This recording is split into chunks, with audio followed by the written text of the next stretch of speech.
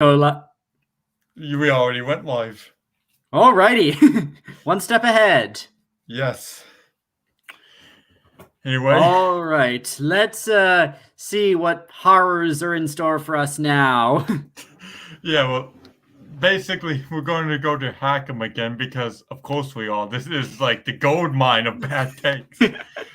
Over here, we nosedive into that stuff where everyone else runs away and cringing. Yeah. We're his biggest fans, technically. Yeah. Wait, I thought we were Haas's biggest fans. Oh. Equal. They're equal to us. Yeah, yes. We are some of the few people who will unironically watch everything these guys post. Yeah.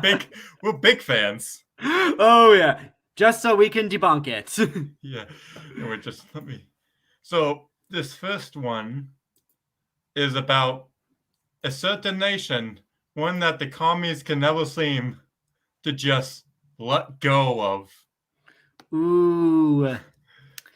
I'm excited. Let's see it. And you can already tell based on the title. Oh. It's Cuba time. And wait, what? It's at the end. Good. I'd rather have it at the end, but I originally wasn't going to make a video on Cuba, but several people requested it, so here it is. Fuck you, several people. All three of you. Y'all can fuck off. Yeah, to be fair, I think we're two of them. Yeah. Was it you? Be honest. Maybe. I will confirm nor deny nothing. No, just like Israel and the weapons of mass destruction. I cannot confirm nor deny it. Exactly. Yeah. Quick rundown. Nothing of significant note is happening. There were some small-scale demonstrations as a result of local shortages made much worse by the illegal U.S. sanctioning of Cuba. That's already a big fucking... There were like thousands of protests, and it's rare because protests don't often happen. The police control is too strong. Yeah. And also, we got back to sanctions, as always. Oh, God. Their perennial cop-out. As we already know, when did sanctions first start under Cuba? It actually started when Batista was in charge. Yes, and that's part of what facilitated his fall from power. It's the whole reason why Cuba is the way it is. So, I guess anti-sanction action time?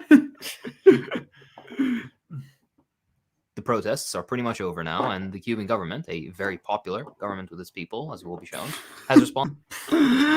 Oh my God. Look, here's one thing to be honest with you. Even if you have an economic situation that's not your fault, the people are just going to blame you anyway. Very rarely will they actually accept the fact that someone else's fault most of the time. Yeah. Also, you just asked like, oh, they're over by now. You know how they got over? It wasn't that the government politely asked them to go home. There's a fucking police crackdown. They arrested hundreds of people. Responded positively to the people's demands, and the Western press... Well, no, you don't get it. The Hungarian government was popular because the Hungarian Revolution ended. What was that, like 3 weeks? Yeah, come on, man. Just those Soviet tanks, they were the people's tanks. Yeah. No, if you're going to be a real protest, be something like, I don't know. Be like the Kurdish people in Iran, where you've been protesting since the 1920s. Now that's a real protest. Yeah. True protests are ones that don't accomplish very much. Yeah. True protest is when you do a century-long protest and get minimal concessions. Yes. All right, let's... has blown the scale of the whole situation way out of proportion to serve U.S. foreign policy agendas, as you may assume. They've extensively lied about the motivations of the protests, labeling images and video of pro-government demonstrations as anti-government, and displayed other usual tactics of the so-called honest... Funny he showed baseball, given what happened recently to a Cuban baseball player. so ironic. And it's like they're literally it's the meme come to life. There was a joke during the Cold War about a game between the Tampa Bay Rays and the Cuban national team that ended prematurely when half the Cuban players defected to the US. And it's like that literally unfolded just recently. Journalism of the free world. No one is saying Cuba is a paradise with no issues, and first amongst those to admit that is the Cuban government itself. Nope. When do they admit their issues? They blame other people for yeah, their that's issues. the thing. They admit the issues by blaming them all on America. Yes, America is the reason why your people are building rafts out of bathtubs to flee the country. To flee to America. To America, of course. Yeah. The Well, evil actually, imperialist country. Well, actually, if you think about it, it makes sense. If America is destroying the Cuban government, why wouldn't Cubans want to go help them out? Exactly. Perfect. That's what he's talking about, this guy. With that out of the way, we can discuss this to a deeper level. At first, there was some small-scale grievance that was primarily economically driven. These can... Yeah, I wonder why the Cuban economy is so poor. Is it because you can literally only make $20 a month in the country? Well, unless you're a bellboy, then you get those fancy tips. Yes, from all the American and all the Canadian old people who go there to chill on the beach. Yeah, no, sounds like a perfect life. Like, actually, low-key, bellboys in Cuba are like the freaking millionaires. They're the new ruling class. Yeah. It's literally the joke about the doctor who pretends to be a bus bellboy so he can get dates. Because, that's how you get hard currency. Anything that involves interacting with foreigners. Can be broken up into three separate issues: fear of vaccine limitations because of needle shortages, electrical grid issues, and food shortages / price increases. As a result of the illegal embargo, Cuba is forced to rely heavily on its tourism sector. Over the past year and a half, though, tourism worldwide has taken a massive hit, and this was even more pronounced within Cuba. As a nation sanctioned for... Well, Cuba was always pretty tourist-based economy. Yeah. Like, what do you think they were doing before the revolution? Yeah. A lot of Miami gangster boss types were hanging out there too. Basically it was tourism, sugar, and organized crime. Yeah.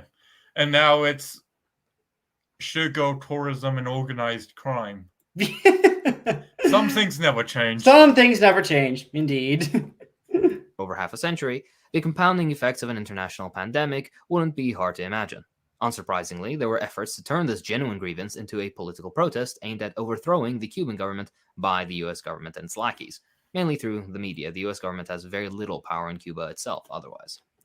As for the electrical grid and needle shortage, well, that's also unsurprisingly due to the embargo. In response to this, the US intensified sanctions, clearly the mark of a humanitarian... Okay, here's the real... What does Cuba have to do to get rid of these sanctions? Mostly what they have to do is allow democratic elections, or at least allow opposition. Yeah, and also allow stuff to be freely traded in that country. If it wasn't all managed from the top, they wouldn't have these constant shortages. Yeah. Nation. We'll talk about this in a second. Let's take a look at how this was reported first. Firstly, with only a few hundred people protesting in Havana, prominent US politicians were already calling for US military intervention into Cuba. By the way, that headline isn't even true. It wasn't the mayor who called for airstrikes. It was a city council member. Yeah. It's like, city council members are not that well known. Yeah, no, and it's like, this is probably the first time anybody's ever heard of this guy outside the city. Yeah. Actually, Frank Cerise. That's the first time I've ever heard that name. Yeah, Frank Suarez. And it's just like, He's some low-ranking dude who. It's not like the U.S. federal government calling for that. Who cares about his opinion? Yeah. Also, and there are a lot of Cubans in America who don't like Cuba because literally 2 million Cubans live in America and 11 million live in Cuba. Yeah. There seems to be a little bit of a disparity. Yes, indeed. And one must consider why so many of those Cubans are here in the first place. And yeah, along with calls for the assassination of Cuban officials. base. Awesome. Are we supposed to be outraged at that? Yeah. Cuban officials stated this about the US, we'd never hear the end of it. Yeah. Well, actually, to be fair, Iranian officials do it all the time. Yeah, we're used to it. We wouldn't really be surprised either way. Yeah. I mean, to be fair, Maduro literally tried to call Trump a Klansman, so it's not like... Yes, they hate us because they ain't us. Yeah. That's just the beginning. In the modern era, especially with the advent of the internet, a lot of fake outrage can be generated and pushed on platforms like Twitter, Facebook, etc. This shouldn't be new to you. In fact, this is how NATO-backed color revolutions have taken form for the past 10 years. Color, great. We're getting the color revolutions. Oh, this meme again. And again, it's like these people are supposed to be pro-revolution, yet they deny agency to millions by saying they protested because of something they see on the internet, or they're paid by the Soros, CIA, LOL, whatever the fuck these people are talking about. Yeah. It's like anything to avoid facing up to the fact that their favorite dictators aren't popular. Yeah. In some cases, it can be a pro-US dictator sometimes, and they'll be like, color revolution. Yeah. I remember somebody saying that about Thailand at one point, a literal monarchy. Yeah, one like the biggest allies of the US in that region. Yeah, it has been since the Vietnam War. Now. In Cuba, we're especially lazy. Spanish analysts found that prior to the beginning of the protests, the first use of the hashtag SOSCuba came from Spain, with an automated retweet rate of 5 per second. The exact pattern of fake, newly made accounts posting from what basically is a script is eerily similar to the campaign against Evo Morales at the time of the fascist coup against him just a little while back. They even make this... Gee, it's almost as if there were similar arguments. Yeah, no, and I have yet to see solid evidence of all this conspiracy mongering, and SOS X country is quite common for these sorts of campaigns. Remember SOS Myanmar? Yeah, that too. Wait, that was wait, that was a CIA false flag operation. Yeah, My mistake. Yes, nobody mentioned the Rohingya now for these people. Yeah. At least also they mentioned Bolivia. Might as well mention this. Some more, I guess, white pill on the subject. Bolivia's new polling is showing that the movement for socialism is dying out. Yes, why am I not surprised? Goes to show you the best weapon against a lot of these types is to just let them run their course. No coups or anything. The same typos, if you can believe it. Combine this with follower farming and automatic retweets, and you have an astroturfed color revolution ready to go. Even with all this tireless effort on the part of the US government and the media, the protests and their turnout was disappointing. The media, obviously not getting the images they'd like from the small and scattered protests, decided to outright lie by attempting to pass off images and video of protests in other places. Wait, hold on. That's some random Twitter user. And this is from like the OC. What the hell is the OCR? I have no idea what the OCR is. Is it the Orange County Register? Optical character recognition. The OCR. The only newspaper I see with OCR is like the Orange County Register, which I I think that's what it might be. Yeah. Let's see. It looks so. It's local newspaper did Yeah. it. Very very mainstream opinion. That Yeah, very, very good stuff. And, a lot of times it's just you're looking for a photo of a protest and you post it there. oh wait, hold on. It turns out the OCR didn't even lie about this. Only this one Twitter user, Randall McRandomson, showed a picture of Egypt by mistake about Cuba. I And guess. apparently it's a CIA conspiracy or something. Look, idiot people all over Twitter. Yeah, like this guy. I think he has an account. Yeah, so, I mean, it's full of idiots. Yeah. As we know all too well. For example, Egypt or other Latin American countries, as Cuban protests. They even use footage of protests in Miami and pass them off as within Cuba. Not satisfied with this much, they even took footage of pro-government demonstrations and labeled them anti-government demonstrations. On that note, by the way, the support of the Cuban people for their government has been overwhelming. There is no shortage of footage of young people marching and yelling out Fidel. There's also no shortage of the opposite. And also, why do we think we don't see too much footage of a nation where most people don't have internet? Exactly. And I think a lot of the pro-government footage is deceptively shot too to make it look larger than it is. And staging and like coercing people into protesting in your favor is a common tactic of all dictatorships. It's like, this is not hard to understand. It's like, this isn't just with left-wing dictatorships, right-wing dictatorships do this all the Yeah, time. do the too. exact same thing. And Although, as Ceausescu knows, it can backfire instantly. oh yeah, Ceausescu, the world's first right-wing populist. Yeah. Basically a Nazbol. Yeah. Holding out pro-government signs and socialist slogans. Yet the media has shown you absolutely none of that, and I wonder why. Actually, they did show you those signs, just blurred out so you'd think it was an anti-government instead of pro-government demonstration. They say I don't actually see anything blurred out in that. Yeah, no, I think that's just looking at it from a distance. Does Rando Tanky use though? Is he just like some sort of like big expert in this field or something? I don't know. I think he's pulling it out of his ass, honestly. Yeah. Journalistic honesty. Want to know how this gets even worse? The UN Human Rights Council used an image of a pro-government demonstrator in their lukewarm statement about the protests on Twitter, and when the woman herself responded saying, "Down with the blockade, long live the revolution," Twitter restricted her account. Good. Yep. Remove.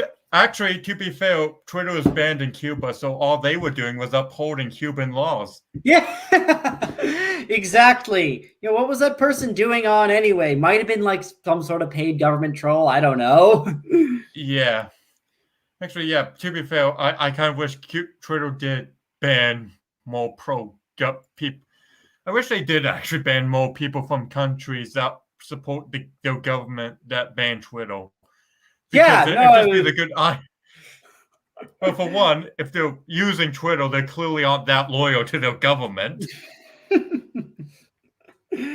And also ban the officials. Most of all, ban all these Chinese wolf warrior diplomats. Yeah, maybe have some sort of rule that the government officials of countries that ban Twitter aren't allowed to use Twitter. Yeah. Well, here's the thing: you can't break the law on Twitter. So true. I should be surprised, but I'm really not. That's not even mentioning the hand the US government has in spinning this narrative. They've been interfering in Cuban affairs since the 60s. First of all, it's way before the 60s, my dude. This is like 1890s. Yeah. When we intervened to help liberate Cuba from Spain. Yeah. Actually, to be fair, I think we've been like in Cuban affairs since essentially our independence because yeah, it was long coveted as a new state. Yeah. I mean, this is not something new. And also, yeah, larger nations typically do influence their neighbors. Yeah, as was natural at that time, it certainly wasn't anything unique to us. Yeah. And it wasn't even a thing we just did with Cuba. We did that with pretty much any regime. A lot of them objectively bad. Yeah. Like, for instance, there's a lot of talk about the banana republics. A lot of those dictators the banana republics overthrew were probably worse than the banana republics themselves. Yeah. Like, in Honduras, that government was just objectively worse than the banana republic. People need to learn more about this instead of repeating all the cliches. Yeah. With recent examples, aside from the criminal embargo, being an attempted Cuban Twitter for organizing counter-revolutionary mobs and manipulating local opinion, an attempt that colossally failed. Other attempts include the US spending millions of dollars not on their homeless or unemployed, no, but Oh, okay. So there's a legitimate source right there. Government-backed rappers. U.S. is supporting rap music. Yeah. Well, I thought, rap music is the devil's work, and since government is devil. Yeah. Yes, it's the same dark forces punching George Soros and Antifa. but on expat Cuban rappers and other hip-hop artists in hopes of cultivating a cultural counter-revolution of sorts. On top of this, the US government spends tens of millions of dollars on democratic opposition groups, so-called, in groups subservient to US agendas. Cuba is more democratic than the US ever was. I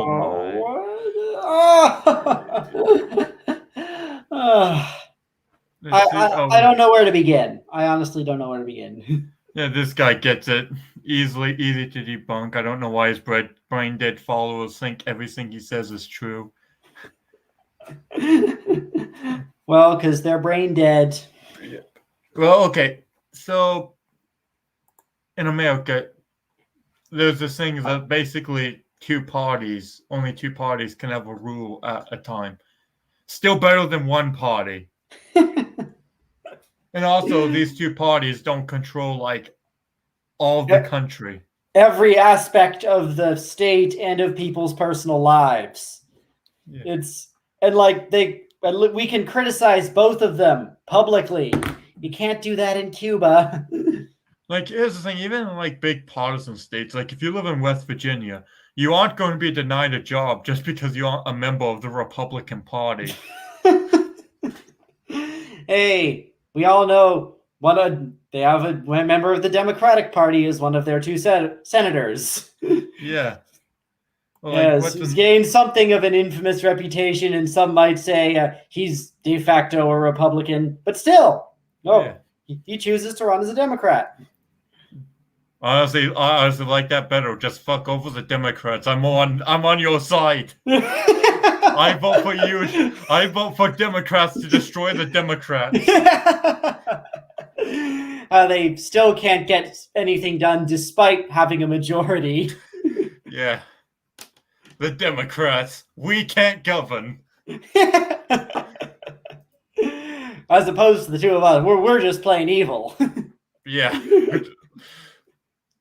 Or is. This is just scratching the surface. Not to mention, a lot of all this was framed in a "they're breaking the rules by protesting" narrative, despite the fact that you can protest in Cuba. Interestingly enough, they show you a handful of protests in Miami, but not the dozens of pro-Cuban demonstrations from Russia to Italy, the rest of Latin America. Gee, I wonder why it's in Russia.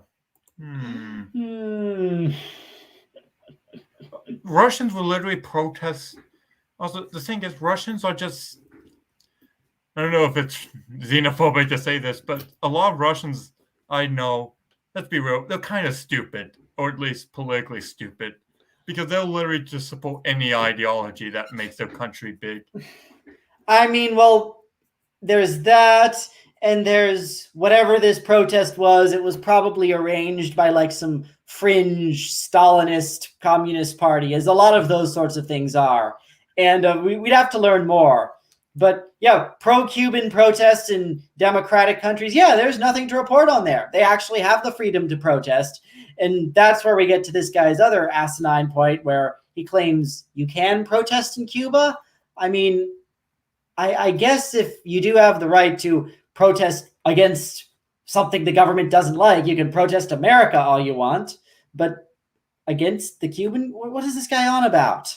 I don't know. America and within Cuba itself. FAIR, an organization that catalogs media biases, had this to say. Media, too, were quick to focus on the story, giving the protests front and center coverage, something extremely unusual for demonstrations in Latin America. Far larger and more deadly movements in Chile and Ecuador were mostly ignored by the corporate press. Meanwhile, the political situation in Haiti, which has seen 3 continuous years of nationwide protests, was overwhelmingly ignored until the assassination of US-backed President Jovenel Moïse. Well, because again, the main reason like Chile was ignored is because it's a democratic country. Yeah, you have the freedom to criticize and protest against the government in those countries. That's what this guy doesn't get. Yeah, and if the U.S. media reported on every protest that France ever had, we'd never get anything else to read about. Last time I checked, like some of the yellow vests are still going. They're well past their peak, of course. Yeah, but let's see. I knew about the protests in Chile. I don't know much about Ecuador, but it was a couple years ago, and like they temporarily forced the government to flee. It was like a leftist indigenous people's protest, which is kind of weird because the Indigenous Party now supports President Lasso there. Yeah. Last week. The entire article is really great, by the way, and the writer, Alan McLeod, which too, by the way. Oh, great. It's let's see. Mint Press News. Let's take a look at what the Mint Press News is about. Oh, that's who I think they're like one of these RT type disinformation outlets. Well, they have a Wikipedia. I'm just going to use Wikipedia. Left-leaning employees. Oh, yep. Russia Today affiliate. Yeah. Told you. Yeah. Of course. Wait. Oh, yeah. Look. It pro-Assad coverage. They've defended the Myanmar junta. Yeah. Let's see. Oh, wait. Hold on. Let's see. BuzzFeed News said the article has been sourced from American Herald Tribune, a website edited by Anthony Hall, a 9/11 and Sandy Hook conspiracy theorist. Very reliable sources we got here. Ace quality reporting there. Yeah. Yes. I can't wait. Then I can't wait for the next video where Alan McLeod does a crossover with Alex Jones. Bring like Jimmy Dore in there or something. Yeah, got the entire. We get the entire just put up against the wall, gang. Face the wall now. You know, sometimes I don't advocate for killing political opponents, but some of these people really make me question that rule. Yeah, like reading them and so many of the Twitter tankies, I feel like my commitment to civil rights and democracy is being tested. Yeah, I honestly, I kind of understand what Shirato did. You know what, Mr. Park Chung-hee? I get it now. Yeah. Indonesian solution. Yeah, just the Jakarta order, the best anti-tanky measure. Also works against Reddit atheists. Oh my gosh. The way I'm not sure how to pronounce that, so apologies. Is it McLeod? Is it McLeod? McLeod. But he's a great writer, and the article definitely is great. So I recommend you give it a read and check out his Twitter. Don't do that, by the way, unless you are a trained professional in dealing with the retarded shit. Which we are. We can train you if need be. Yes. Take a look at the further reading section in the pinned comment. This is not even mentioning the much, much larger ongoing protests against Bolsonaro in Brazil this very moment, which are altogether ignored by the CNNs and New York Times of the world. Is it though? Because I've seen like a lot of articles. Yeah, I've seen some articles, and again, that's different. That's a democratic country where they have that freedom. People regularly protest in Brazil. Yeah, Brazil's like the France of Latin America. They protest all the time. No, yeah, we can't donate. We can't devote attention to every single action there. Yeah, it's Brazil. Just assume it's shitty. True. Same goes for the protests in Colombia, which have a turnout of over 1 million people, with very heavy police repression of protesters and dozens killed. But no sanctions from Biden and co. Those are saved for socialist countries. I always say this when it comes to the Western press. The truth stands on its own. If they really were in the right, they wouldn't ever need to lie this much. Again, with the Colombia protest, quite a lot of those protesters were FARC members, by the way. That's why they were detained. Yeah. Yeah, that makes sense to me. And are they still ongoing as of now? Because I think, again, it's sort of like the yellow vests. They're technically ongoing, but effectively over. Well, they'll still George Floyd protest, despite the fact that incident should have been done months ago. Yeah, when they had the trial. Yeah. So, yeah, at the time this was made, the Cuban protests were a reasonable thing to focus on. By the way, it wasn't actually millions. It was like tens of thousands, but not millions. It was still impressive, but again, he's doing exactly what he's accusing the mainstream media of doing. Exaggerating. Yeah. Let's see. There were about 500 arrests. According to NGOs, about 75 deaths, 800 injuries. But again, those aren't like the protests in neighboring Venezuela either, which also ongoing, by the way. Yeah.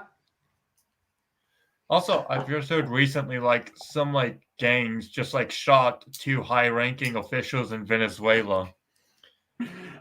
Critical support for gangs. Yeah, bring back the Contras. Iran, start a war so we can secretly sell you weapons so we can fund Latin American death squads. Yeah, critical support for coke pushing.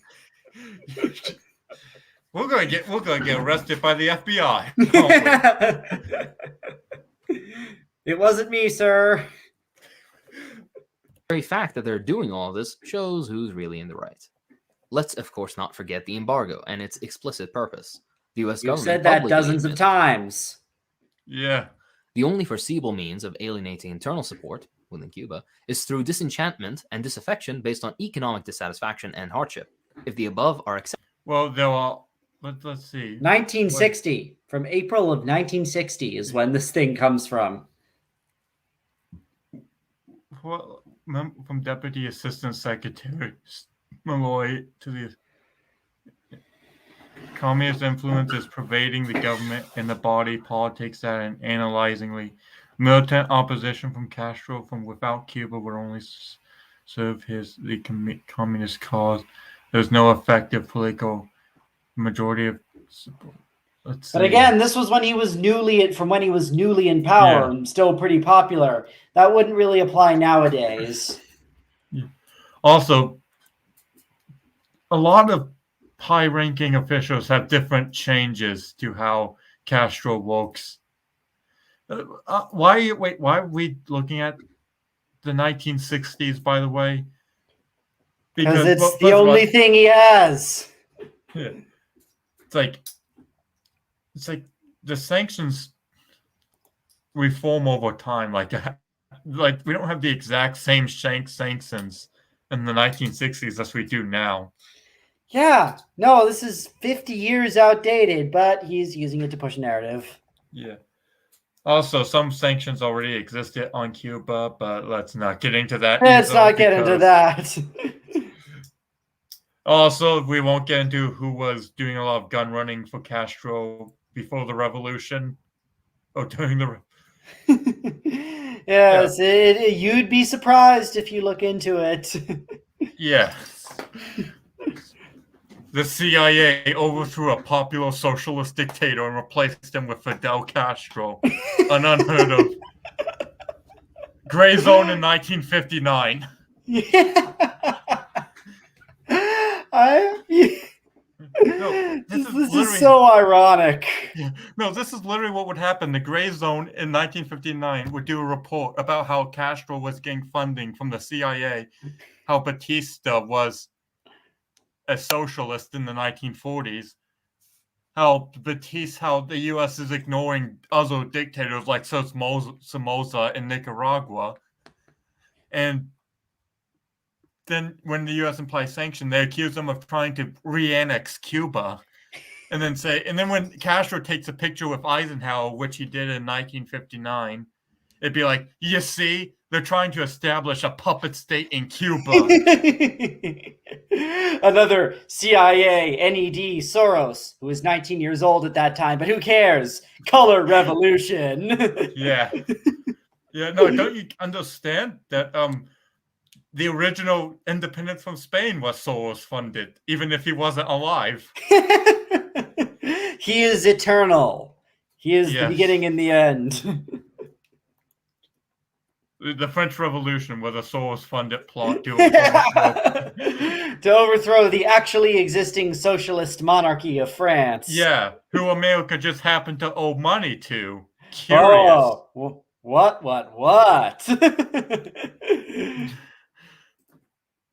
Accepted or cannot be successfully countered, it follows that every possible means should be undertaken promptly to weaken the economic life of Cuba. If such a policy is adopted, it should be the result of a positive decision which would call forth a line of action which, while as adroit and inconspicuous as possible, makes the greatest inroads in denying money and supplies to Cuba, to decrease monetary and real wages, to bring about hunger, desperation, and overthrow of government. If you bother... That's the realist foreign policy in a nutshell, though. That's nothing new. Yeah. I mean, to be fair, realists operate in different ways. There have been some realists who would do absolutely fucked up things to achieve a goal. Yeah. Just look at Kissinger in Pakistan. That was Kissinger in Cambodia. Yeah, it's just like realists. That's just realist foreign policy, though. Sometimes you got to worsen the lives of people to make them better. And again, this is from 1960, so this is a totally different circumstance he's bringing up. The regime is not nearly as popular nowadays. Yeah. It's like, and also, I remember when they tried to send Che Guevara to inspire a revolution in the Congo, how well that worked out. And when they tried to get him to inspire a revolution in Bolivia, that, to put it lightly... You see, I just like to imagine, though, that when Felix Rodriguez finally told him he was a CIA agent, you were like, do you remember me, motherfucker? Damn. Yeah. Just reading the when you realize one of your soldiers isn't actually one of your soldiers, when you realize you know who that is. Surprised Pikachu meme. Nonsense the Western press has been writing, you'd see very few, if any, mentions of the embargo or this explicit statement. Of course, this is by design. If you're unaware, the U.S. has... Well, if you didn't see it, you're probably just stupid and don't have access to Google. I mean, true. They literally printed these reports in newspapers. It's like shouldn't be too hard. Like, seriously, Kissinger would often write about his exploits in America. Like, they didn't even, a lot of times, they didn't even attempt to hide the fact. But this guy just didn't care. He was out in the open about it. Yeah. It's kind of like when we support Somalia. No one was really hiding the fact we were supporting Somalia. It just wasn't well known. Yeah. Yeah, no, supporting Somalia against Al-Shabaab is a good thing. It's nothing to be ashamed of. It just wasn't high in the news rankings. Yeah. And and the other thing is, Americans will sometimes legitimately not care about a certain subject. Yeah, we're notorious for being pretty ignorant about world affairs, I'll say. Yeah. It'd be like, oh, Americans haven't heard about what the US did in this country. Probably because Americans don't even know what that country is. Yeah, no, that's why Borat was able to claim he was from Kazakhstan in that movie. That's not a country a lot of Americans could point to on a map. Yeah. They wouldn't know what a Kazakh looked like. Has economically blockaded Cuba since the early 60s, limiting inflow of basic goods either directly or indirectly. We're talking even basic medicines and food. Actually, do we know why that blockade was started? Let's think. They Why tried was to that Could it have Who something was- to do with the fact that they threatened to destroy us? Yeah. Could it be that they were literally harboring nuclear weapons and Khrushchev was even kind of concerned about Castro having them? That's one thing. I wonder. that during the Cuban Missile Crisis, like Khrushchev, the thing is, that's actually something that isn't mentioned too often, that the Cubans and the Soviets actually had a pretty rocky relationship because Yeah, because the Cubans were more radical, is the thing. yeah. Well, the Cubans were literally like, let's just do a full-scale intervention into Angola. Yes, a tiny island country traveling half a world away. And the Soviets are like, meh, we're not super in favor. Yeah, because we've been talking about this subject way too much, but I just gotta say, it's funny. Who would win? 40,000 armed to the teeth Cubans or about a few dozen South African artillery pieces? No prize for right answer. They claim that the embargo makes exceptions for these, but that's only for show. The wording is made so intentionally vague as to essentially de-incentivize companies from even considering trade with Cuba. The total amount of wealth lost to this blockade. Well, to be fair, who's actually making money in Cuba? Wait, actually, hold on, wait.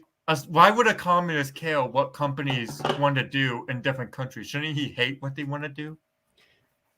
Yeah, is he demanding that U.S. companies trade with Cuba? Because this goes back to the embargo. This goes back to why the embargo is such a bullshit argument as to why Cuba is so poor.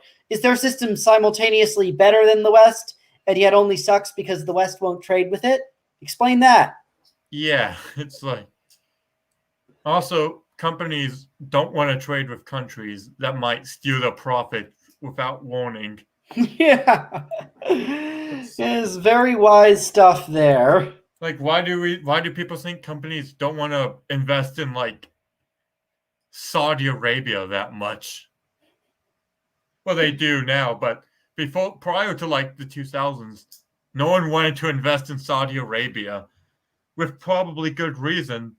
Saudi Arabia, especially in the 1960s, were full of nut jobs. Yeah. Like, not exactly not exactly a strong investment place, let's say the least. yeah, like people talk about how bad Saudi Arabia is now. Saudi Arabia in the 1960s Was just was what Afghanistan is now. Yeah, like seriously, people give MBS a lot of shit. He's actually probably the most progressive leader in Saudi Arabia. He has allowed women to drive, amongst other things. So it's Yeah.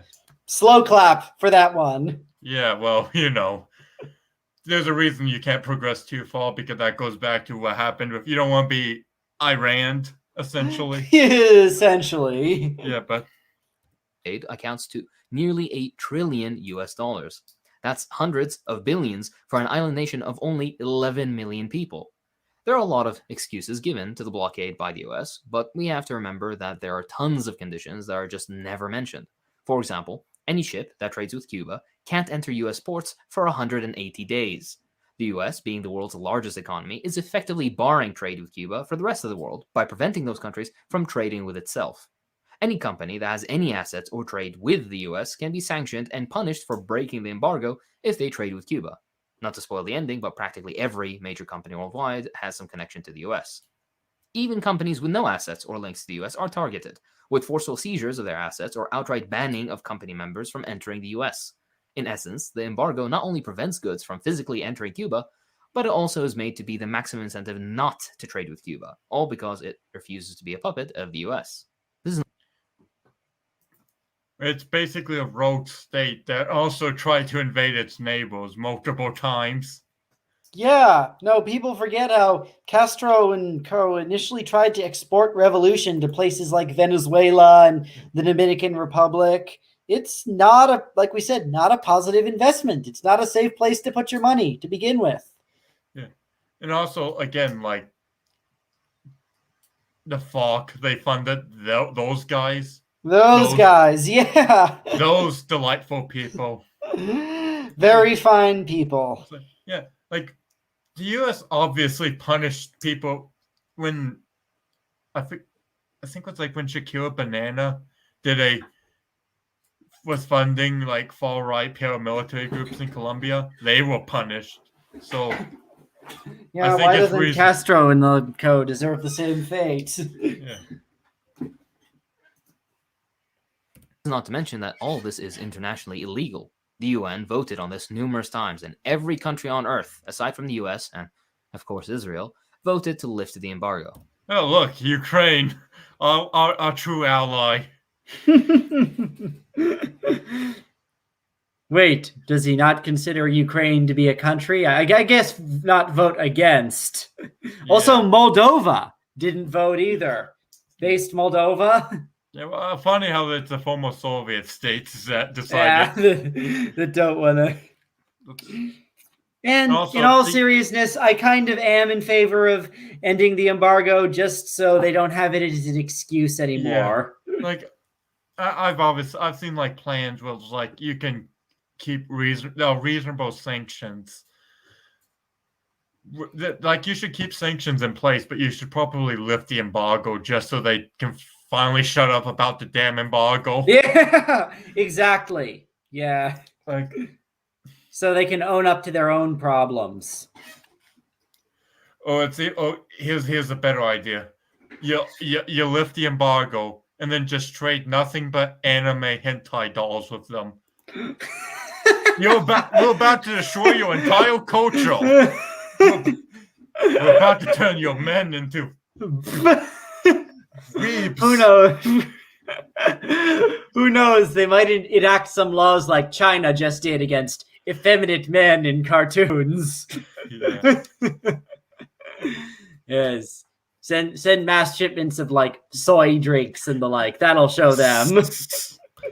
Now tell me, when literally every nation represented by the UN votes to do something, and only 2 countries decide, you know what, I'm not going to do that, who's really the rogue state? The UN. Because the UN is BS. Yeah. The UN has like some of the most funny like condemnations though in the world. Like you mentioned Israel. They're pretty hypocritical about condemning Israel over and over again while ignoring the likes of I don't know, Iran or North Korea, being not nearly as harsh towards them. Like there's been like Israel has the most UN condemnations of any country, and that's because most of a lot of UN members are like Arab states who hate Israel.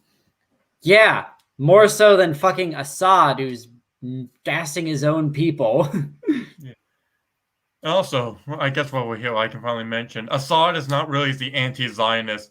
He said he would literally support. He said he would consider recognizing Israel if they returned to Golan Heights. It's like, and who knows, he might well be being pressured by Russia into saying that, which would make him even more of a foreign puppet. Yeah. Oh, also, yeah, we just won't question Russia's ties with Israel. Yeah, not at all. There are anti-imperialist heroes. Yeah. The cherry on top is that, according to polling, the majority of Americans would also like to lift the embargo. But no, apparently it's Cuba that needs democracy. Yeah, but us. Yeah, I support both. Like, I support lifting the embargo, but I still don't want the Cuban government to exist. There are other ways to remove a government from power. Fair enough. But again, he mentions democracy. It's not like the Cubans can vote their government out of power. Yeah. So there needs to be such measures taken that can possibly help them overthrow it in other ways. Because, yeah, like, realistically speaking, I don't think in the modern day that Cuba's really the biggest enemy America's facing right now. Yeah, no, that's Cold War stuff there. Like, if it was the 90s, I would get focusing on Cuba because there isn't really anyone else to worry about. But true. But still, yeah, we have more important things to focus on. We have to make sure a different island nation doesn't get invaded by an actual neighbor who's trying to kill it. Gee, and one that's actually made real threats, like with airplanes and everything. Yeah. Honestly, actually, I just first saw like the most genius idea. We'll lift the embargo on Cuba, and the only thing they have to do is recognize Taiwan as a legitimate China. Hey, it's not improbable. Nicaragua, I think, does. Yeah, I think they did for a while, but not any because Chinese investment has been like everywhere. I guess. Nicaragua. Hang on, I'm just checking that. It's just a brief side note, but the US really has no right to be pointing fingers. Biden came out stating Cuba has a COVID problem, calling it a failed state. Meanwhile, over 500,000 Americans have died from the disease. What's per capita? When talking of any poverty felt by Cubans as a result of American policy decisions, the US's own staggering rate of poverty, especially as the richest country on earth, leaves a lot to be desired. The data is further obscured by incredibly low cutoff values, as a family of three is supposed to be not in poverty, quote unquote, if they exceed the threshold of $19,985.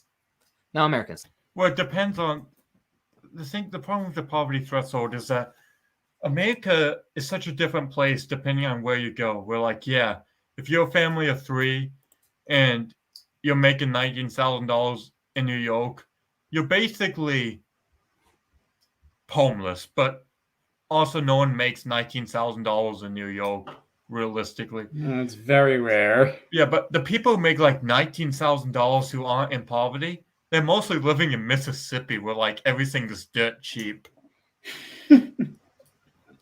True. That's the other thing about the poorest state. They can afford most things. Yeah. Like, I live in the Shenandoah Valley.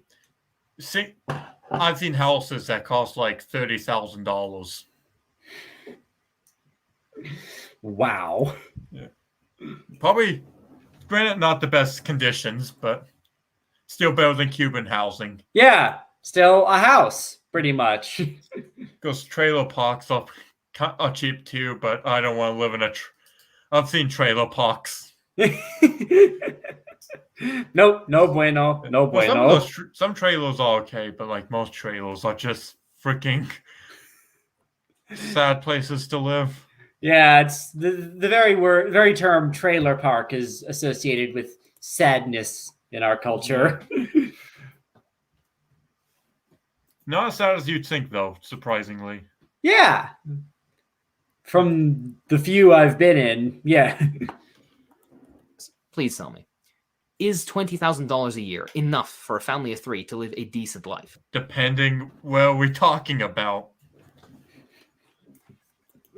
Exactly. Yeah. Is it in Cuba? Well, if you live in Cuba, if you're making $19,000 a year, there is probably not very much for you to buy there, for starters. Yeah, you pretty much own the town if you go to Cuba with 19. You are the de facto ruler of Cuba. Yeah. Let's see. I'm just trying to figure out. Because I know in like where I live, a family of three, you have to make like $10 an hour to live here properly. So I'm just like, doing some math, if you work 8 hours a week, you make $10 an hour at about 40 out for 52 weeks.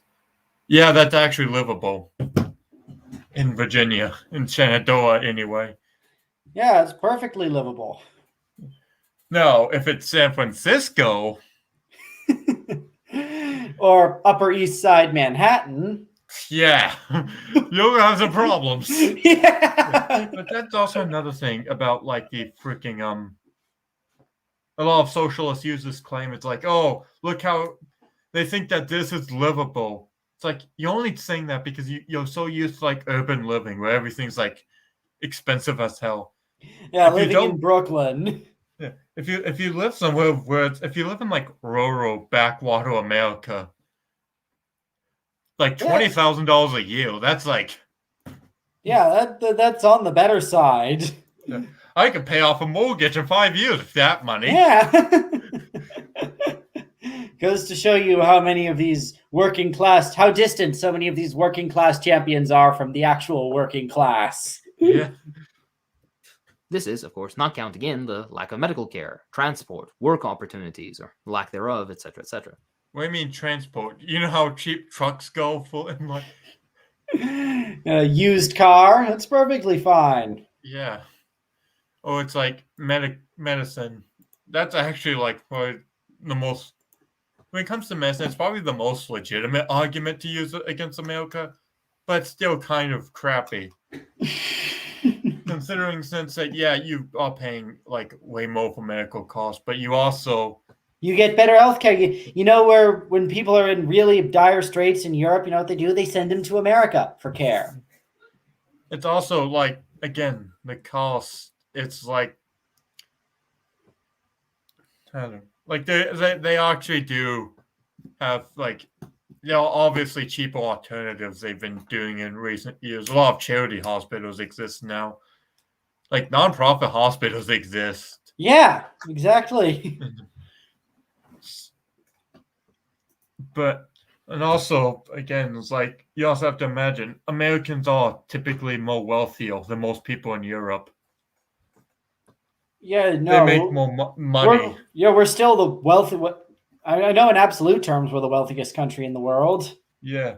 It's like and it's like when it comes to wages, it's like we make like even like post-tax incomes in America like the highest in the world. Like That's impressive. I did we not make- know that. yeah, we make like the average American post-tax makes like thousands more than the average Canadian, for instance. Or the average Cuban, I'm sure. Well, I think the average. Well, let's see. The average Cuban, if you have a maximum wage of $20 a month times 12. So yeah, if you're an American making $24,000 a year, you can sleep good at night. You make 100 times more than the average Cuban. Yeah. Again, it's what people like him 32. get. This is how he spins it. Numbers are way higher, and this is implied by the close to the poverty line counts, which measures nearly 100 million Americans, quote unquote, near poverty. That quote unquote near poverty, a lot of those people live in places like also it's pretty dishonest poverty rhetoric in America because you can actually look at like why poverty exists in the first place, and that's actually because of the essentially the benefits trap. It's where you get these good benefits that actually pay more than your average work, and then you So there's no impetus to get a job at all. You just sit there collecting the cash. yeah. And it's like again the other big cause, like this is a more conservative take, but for instance, if you like graduate high school and get married, your chances of living in poverty are like next to nothing in America. Oh yeah. Like most people are in poverty are usually single parents who didn't graduate high school. This is just the facts. Obviously, we should fix that. Like I'm not saying yeah, they deserve poverty. But it's like not as dire as people like this guy claim. Yeah, it's not. We don't have like 30%. Also, another reason why Americans typically sometimes will claim to live paycheck to paycheck is because they usually spend a lot of that money on consumer items. But this is turning into a big lecture about why Americans need to stop buying as much shit and just start saving. Yes, no, let's not delve into the anti-consumerism stuff. That's part of how you come to think like this guy. Yeah, obviously don't go this far into anti-consumerism, but Yes, the Cuban path. Food insecurity, too, is a massive issue and has only been exacerbated by the pandemic. To compare, the vast majority of Cubans, over 90% of which, own their own homes. yeah, how good are those homes, by the way? Actually, here's a fun fact: 100% of those people at the trailer parks we mentioned own their homes. Yeah. That statistic on its own, you'd have to know a little bit more. Yeah, actually, if we're going off of information, Romania is the fucking place to be right now. Oh yeah. Let's go move there. No, in all fairness, it's better than Cuba because you know Yeah. they overthrew the whole communism thing decades ago. Yeah, but actually, oh my, yeah. I'm really excited to move to Macedonia for a house. Also, Mauritius. Also, yes, look how outdated those numbers are too. Outdated. Yeah, I'd have to see a recent one. Like if it's from 2 years ago, fine. But like 7? Yeah. Come on. Actually, Jordan has 0% homeless rate, so you know what that means. We should all become monarchists. Unironically, though. Okay. Many Americans are lucky to find a decent place to live in, and when they do, they have to spend over 50% of their paycheck just to exist within the space. Despite the US spending 14 times more than Cuba on healthcare per capita, Cubans have a higher life expectancy. Yeah, except Puerto Ricans have a higher life expectancy. Yeah, than both Americans and Cubans. Yeah. Actually, I'm just looking at, let's just look up life expectancy by country because yeah, that might also be outdated. Yeah. Because I also know it depends on the research because some sources will actually say it's not true. It's US actually does have the higher life expectancy because Cuba pads their numbers, you know. Let's see. We'll just go to I'm just going to go to Wikipedia because it's literally the best place to go to find the most simple stuff. Wait, hold on, just let me. Okay, so we're just going by life expectancy. The highest ones are Japan at 84 years, Switzerland at 83 years, South Korea at 83 years, Singapore 83, Spain 80. Spain has the 5th highest life expectancy, the 2nd highest in Europe. Wow. So, viva la Franco. See, then Cyprus, Australia, Italy, not surprised, Israel. The Zionists. They're taking over the life expectancy. They're living 82. That's why the Jews exist. They live for fucking ever. We are eternal. Yeah. Let's see. Then we have Norway, France, Luxembourg, Sweden, Iceland, Canada, New Zealand, Malta. All of these European countries make sense. Kuwait, Costa Rica. Costa Rica has a higher life expectancy than Cuba. Chile, Peru, Colombia, the Maldives.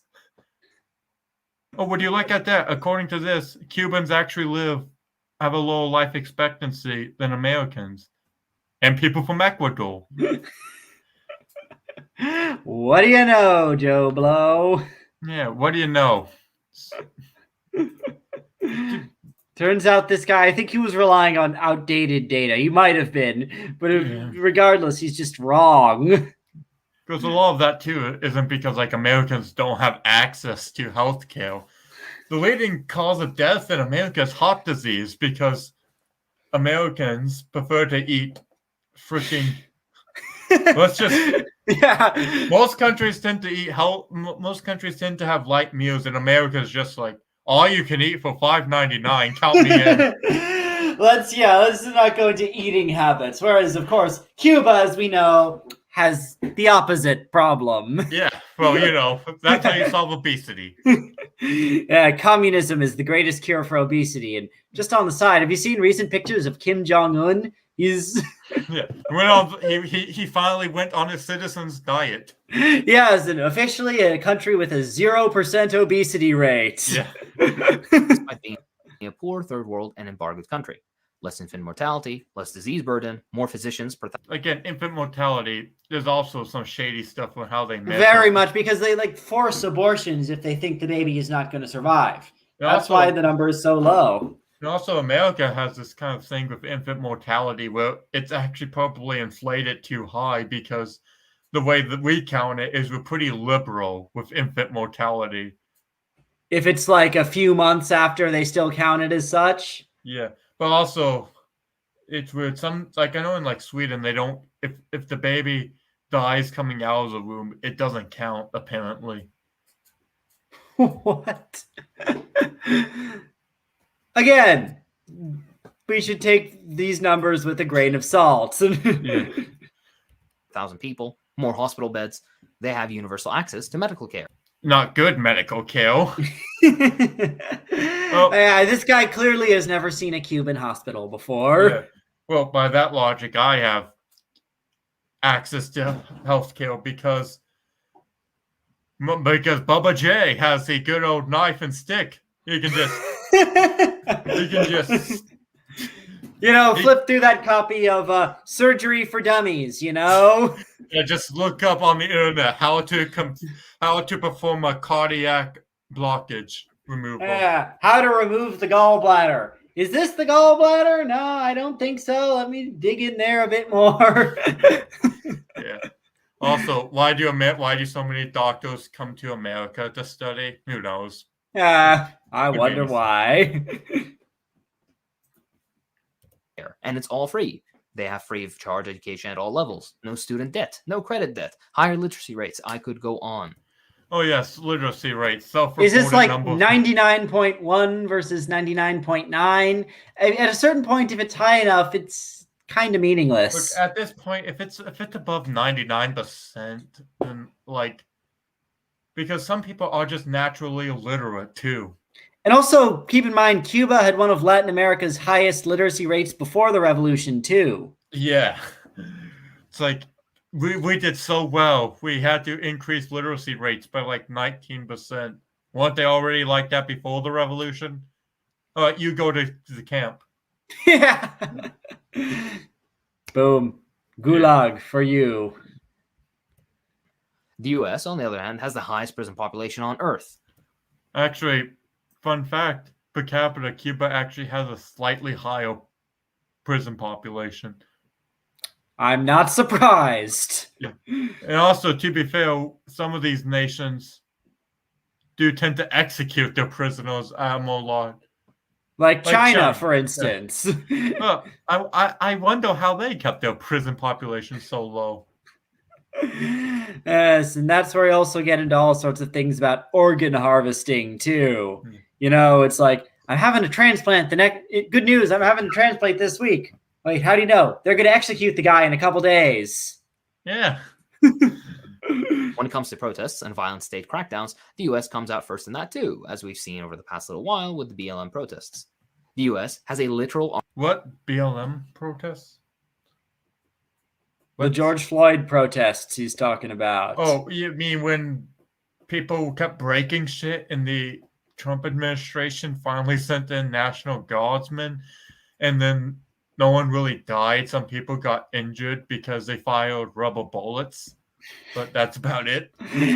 Yeah, literally that's what he's talking about. Besides, and again, sometimes things will look worse when you take them out of context.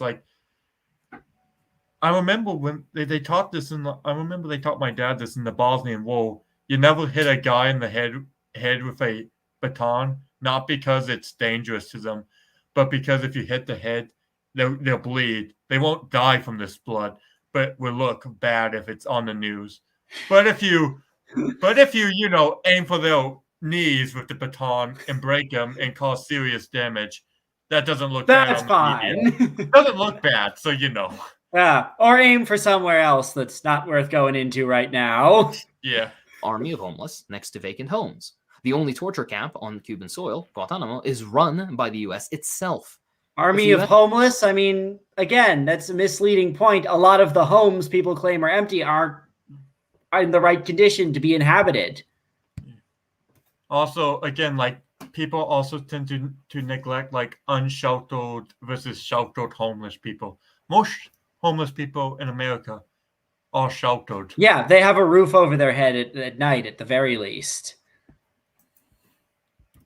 US wants to point out problems and call a nation a failed state. Maybe they should start with themselves. This isn't whataboutism. This is just putting things in perspective. No, that's whataboutism. Yeah, like, that's definitely whataboutism. the highest degree of what. The highest stage. Oh, good. We're finally at the conclusion. I think we've been dragging this out longer than anything in this video. All right. Practically over. The Cuban government has responded positively. Positively. Is that what we call oppression? Mass arrests. Yeah. Oh, wait. As any truly democratic government would do. U.S. attempts, even with the full might of global media attempting to sway global opinion, failed. This isn't the first time, nor will it be the last. There's a lot more to say on Cuba, but I'll save that for a future video. To add, though, shame on every single left-punching douchebag that calls themselves a leftist that immediately and unquestioningly sided against the Cuban people. What is this? Like sided against the Cuban people. You mean like this guy? Yeah. Like, so what? I guess people don't like. I know people don't like Sinji, the Cuban guy, because he supported the protest. Even though that guy also says things that like pretty much. He has a lot of hot takes. Let's put it that way. I mean, he basically is like a somewhat of a Castro sympathizer, and he sides with the protests though. But apparently, they consider him the CIA. In which case, based? I don't know. It's like people and their government. You fell for all the simplest tricks, and if you haven't changed your mind, well... Okay, so I guess he's now angry at leftists who support not shooting people, I guess. Yeah! That's actually a very common thing. Yes, it seems like a normal human response, if you ask me. I still like when, like, it was communist, that stupid Guatemalan communist Sailor Moon person was just like, anti-authoritarianism is fascism.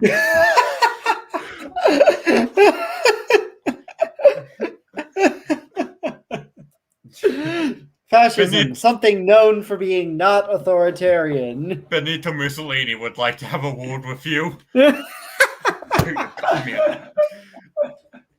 Okay. Yeah. I'm not even surprised something like that well, came actually, from Communist Sailor Moon. Actually, I guess since this is going to be my weighted bash him, but basically, it says if you're anti-authoritarian, you're fascist. Then in that case, everything the Guatemalan government did during the Guatemalan Civil War should have been justified because it was against anti-authoritarians who were fascist. When you think about it. Yeah, when you think about it, long live the Guatemalan junta. The only mistake is that they obviously missed one. Yes, long live the Guatemalan junta and Fulgencio Batista, two real examples of actually existing socialism. Yeah. Real socialism is who Saddam Hussein. Real socialism. There are some who claim that, Yeah, obviously. Apartheid South Africa. That was real socialism. I'd bring up the National Socialists, but it would be too much of a low-hanging fruit. Yeah. And of course, we all know that national communism in Romania is basically just Yeah. that's just right-wing populism. Yeah. Nazball gang. Yeah. Nazball gang. Just know that every single revolutionary movement you idealize, be it the Zapatistas or Catalonia, had you been present at the time, you would have bent over backwards trying to sabotage and condemn them. Yes. Yeah. Yeah, indeed. Yes, I would have 100% of shot Sandinistas in the face. Yes, how could you tell? Yeah. Hold on. Gotta bring this up if I can. Just gotta see if I fuck it's not. Okay. Guess it's not. Oh wait, here it is. Why yes, I do support shooting Sandinistas in the face. How could you tell? Base.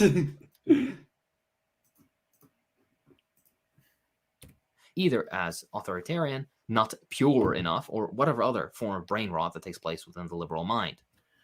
Yeah, authoritarianism is generally a good thing to criticize people over. Yes, indeed. Yeah. Oh, Lord. A book I can recommend on Cuba is Cuba and Its Neighbors, Democracy in Motion. Yeah, Cuba and its neighbors. Its neighbors who hate it. Yeah. And who the heck is that author? I'd have to know more about him. Let's just see if we can. Arnold August, that's the name, right? Yeah. August. Let's see. Explains Cuba's unique form of democracy. That's how we know it's probably not going to be very accurate. This guy looks like some sort of like Cuba. Yeah, it's just some Cuba, essentially. Let's see. Let's see what type. He has he's on Twitter, so obviously he's legitimate. Like only intellectuals go on Twitter. Anyway, I think this is it. Let's see. By Arnold August, to give you some idea of how their government works. That's all for this time. Okay, that's yeah. And again, I guess we're only sticking it to one because we've already been here for like an hour. No, yeah, but what can you say? There's a lot to dunk on. Yeah, this is anyway. So this was fun. I enjoyed this. I fucking love Tanky sometimes though because they have like they do have unique insults sometimes. I remember Liberal. I was debating a Tanky and he was just and I had this PFP, which I still do, but basically he was just like, you have that fucking sperm on you in your PFP. I'm just thinking, yes, this is sperm. This is a strong Hungarian sperm. This is Maja sperm. Yeah. You have weak Russian sperm. This is the Maja stuff. True step warrior stuff. Yeah, I am a Mongoloid, and I'm proud of that. We are a horde. We shall crush those Slav Untermenschen. The Slavoids. Yeah. Strongest Serboid versus weakest Hungarian. Who would win? Yeah. Yeah. Also, I just love that video because I also know who the Angloid guy is in that. Good friend of mine too. That's epic. That's so classic. Yeah, the cans cook. Cans cook.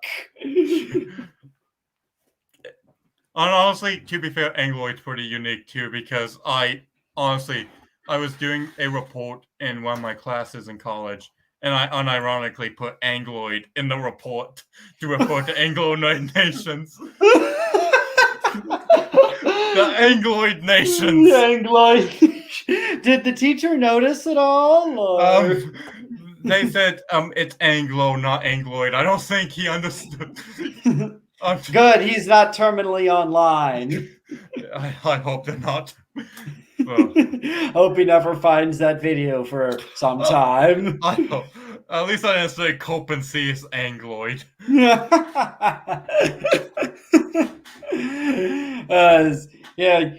As things reopen, we have to train ourselves not to say that sort of thing in public. Yeah.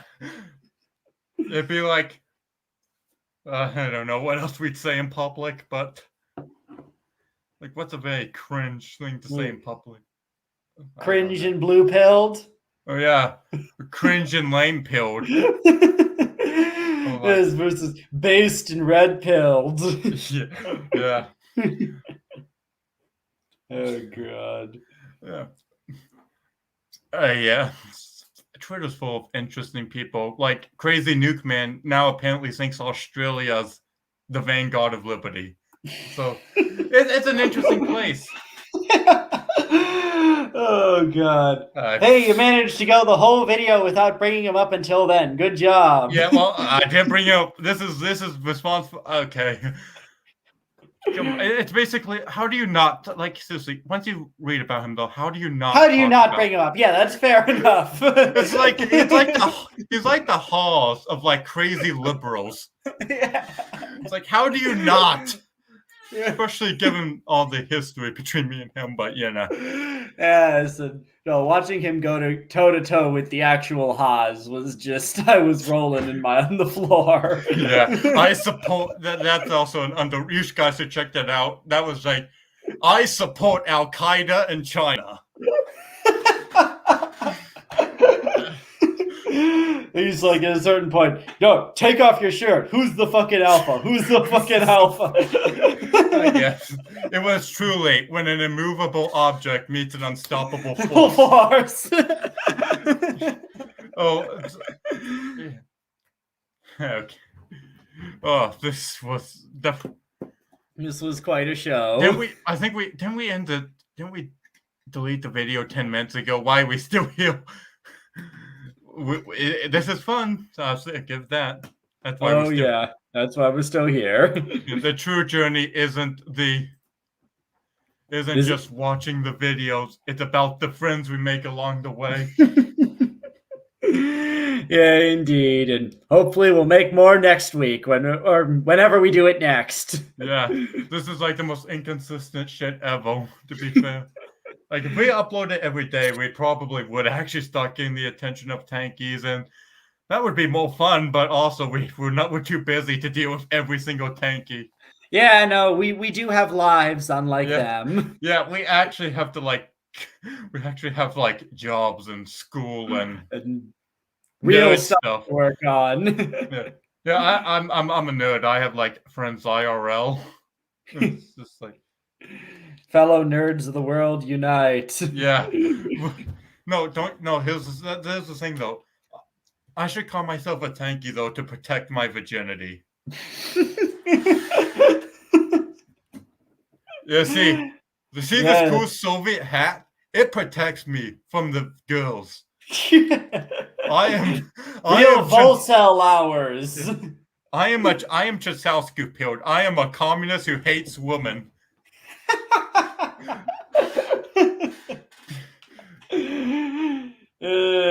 No sex in the USSR, as they said. Yes. Sex bad. Anti-horny action. Yeah. Oh, God. We're diving way too far into internet culture. Yeah. All right. I guess we'll end on just saying goodbye before we end up getting into another internet crazy we talk about. Yes, wormhole. We could honestly talk about that subject for 12 hours. Yeah. Honestly, that's what I'll do if I ever get a Twitch. We'll just endlessly talk about tanky Twitch streamers. And just go through endless numbers of tweets laughing at them. Yeah. Honestly, that's okay. Here's the challenge: 400 subscribers, and we'll do a 10-hour stream of just that. Dare I say based? Yeah. Let's see. Well, let's see. We're at I think. Well, I believe. Let me just see. If we are at 346 right now. So if we get 54 more subscribers, if he agrees with it, we'll do a 10-hour stream where all we do is just look at like all these. Oh god. The problem would be, since we actually have lives, cutting out the time for that. Yeah, we might just do like 10-hour episodes every day. Yeah, every few weeks. Yeah. Anyways, thank you all for watching. We're going to finally end this stream because I actually have to shower because I'm not a tanky. Yeah, actually have to interact with the real world. Me too. I have to walk my Yeah. dog. Yes. So we'll see you all in the next video. Peace.